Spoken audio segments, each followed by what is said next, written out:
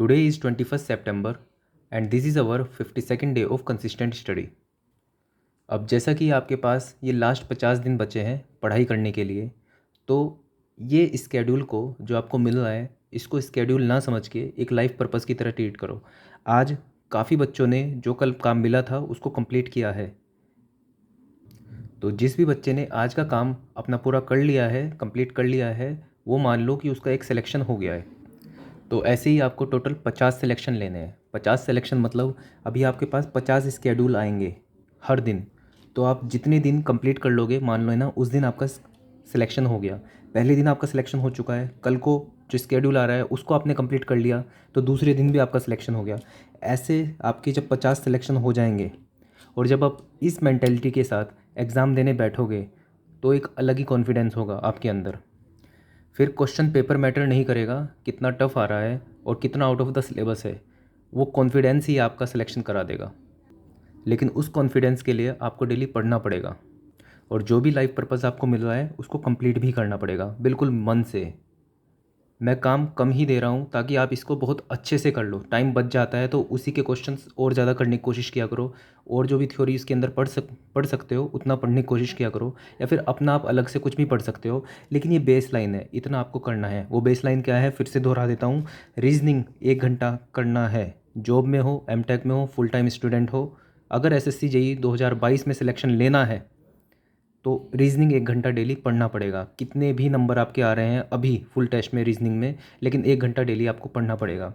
Current affair 30 minutes देने पड़ेंगे daily, क्योंकि करंट अफेयर का एक बहुत बड़ा पार्ट आता है जीके के अंदर, और इसी के अराउंड होते हैं हिस्ट्री ज्योग्राफी के भी जो क्वेश्चंस होते हैं। तो करंट अफेयर्स भी 30 मिनट्स पढ़ना पड़ेगा आपको। उसके बाद फिजिक्स, केमिस्ट्री, इकोनॉमिक्स, इकोलॉजी, ये 4 पार्ट मैंने आज रखे हैं आपके लाइफ पर्पस के अंदर। फिजिक्स के अंदर आप लाइट, आपके पास नोट्स होंगे इसके, कहीं से भी आपके पास नोट्स होंगे तो लाइट पढ़ लेना, उसके अंदर रिवाइज कर लेना। और ऐसा नहीं है कि आप इसको घंटों पर पढ़ते रहो, 4 4 घंटे जीके में ही निकाल दे रहे हो। मैक्सिमम 1.5 से 2 घंटा, इससे ऊपर जीके को मत देना, क्योंकि बाकी आपका मोस्ट ऑफ द टाइम आपका टेक्निकल में ही जाना चाहिए। फिजिक्स के अंदर आप पढ़ोगे लाइट, केमिस्ट्री के अंदर आप मेटलर्जी वाला पार्ट पढ़ लेना, इसके अंदर ओट्स के बारे में होगा, ठीक है, और इसके अंदर एलॉयज़ के बारे में भी शायद आ जाएगा, ये सब पढ़ लेना। इकोनॉमिक्स के अंदर national economic and income and GDP, इसके बारे में पढ़ लेना, ये इंपॉर्टेंट पार्ट है, इसके क्वेश्चंस आ जाते हैं। और इकोलॉजी के अंदर आपको प्रोटोकॉल्स एंड मूवमेंट्स पढ़ना है, और मिसलिनियस, मिसलिनियस ब्लैक बुक के अंदर दे रखा है। ये मैंने ब्लैक बुक से ही चैप्टर्स दिए हैं।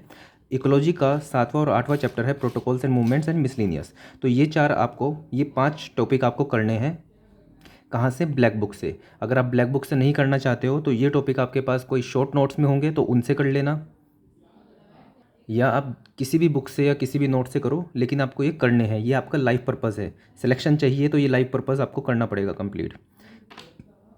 अब आते हैं टेक्निकल के ऊपर। टेक्निकल में आज आपका टॉपिक है सॉइल और दूसरा है हाइड्रोलॉजी एंड इरिगेशन। सॉइल के अंदर आपको पढ़ना है ओरिजिन ऑफ सॉइल्स। ये जो पहला चैप्टर है सॉइल का, ये आपको करना है। इसके अंदर बेसिक फॉर्मूला है। जितने भी सॉइल का आगे चैप्टर है सबकी फाउंडेशन यही है। तो ओरिजिन ऑफ सॉइल पढ़ लेना। इसके अंदर फेज डायग्राम होते हैं, 3 फेज डायग्राम होते हैं, प्रॉपर्टीज़ होती है। तो ये चैप्टर आपको कंप्लीट करना है। इसके आपको बेसिक भी देखने पड़ेंगे, थ्योरी देखनी पड़ेगी आपको नोट्स से। और हाँ, ऐसा नहीं होना चाहिए कि आप सिर्फ एसएससी जेईई के पीवाईक्यू करके बैठ जाते हो, और मतलब ये करने ज़रूरी है एसएससी जेईई के पीवाईक्यू, लेकिन अगर आपके पास टाइम बचता है तो आपको थ्योरी भी पढ़नी चाहिए, क्योंकि कॉन्सेप्ट्स वहीं से बनेंगे। तो थ्योरी भी पढ़नी है आपको इसकी, एसएससी जेईई के पीवाईक्यू भी करने हैं, ठीक है। और मतलब आपको पूरा दिन इसमें देना है इस टॉपिक को। और हाइड्रोलॉजी एंड इरिगेशन में से आपको वाटर रिक्वायरमेंट ऑफ क्रॉप्स पढ़ना है। ये भी बहुत इंपॉर्टेंट टॉपिक है। मोस्ट ऑफ द जो क्वेश्चंस आते हैं हाइड्रोलॉजी इरिगेशन के एसएससी जेईई में, वो इसी चैप्टर से आते हैं। तो ये दोनों चैप्टर आपको तैयार करने हैं। और अगर मुझे टाइम लगा तो मैं, जैसे मैंने आज सोम का एक क्लास टेस्ट लिया था आप लोगों का, ठीक है, आप लोगों को लगभग उसके क्वेश्चन आते थे। मेरा भी मकसद यही था कि एटलीस्ट आपको एक बेसिक नॉलेज होनी चाहिए। तो ऐसे ही अगर मुझे टाइम लगा तो मैं इन दोनों का क्लास टेस्ट आपका कल ले लूँगा। लेकिन जैसे मेरा भी टाइम रिस्ट्रिक्टेड है, मैं भी पढ़ता हूँ, मैं भी अपने पर्सनल काम करता हूँ, बाकी फिर इसलिए भी मैं इसके लिए भी आपके लिए टाइम निकालता हूँ, ठीक है। क्वेरीज़ की रिस्पॉन्स भी करता हूँ मैं। अगर मेरे पास टाइम बचा तो मैं इसका भी क्लास टेस्ट आपका ले लूँगा।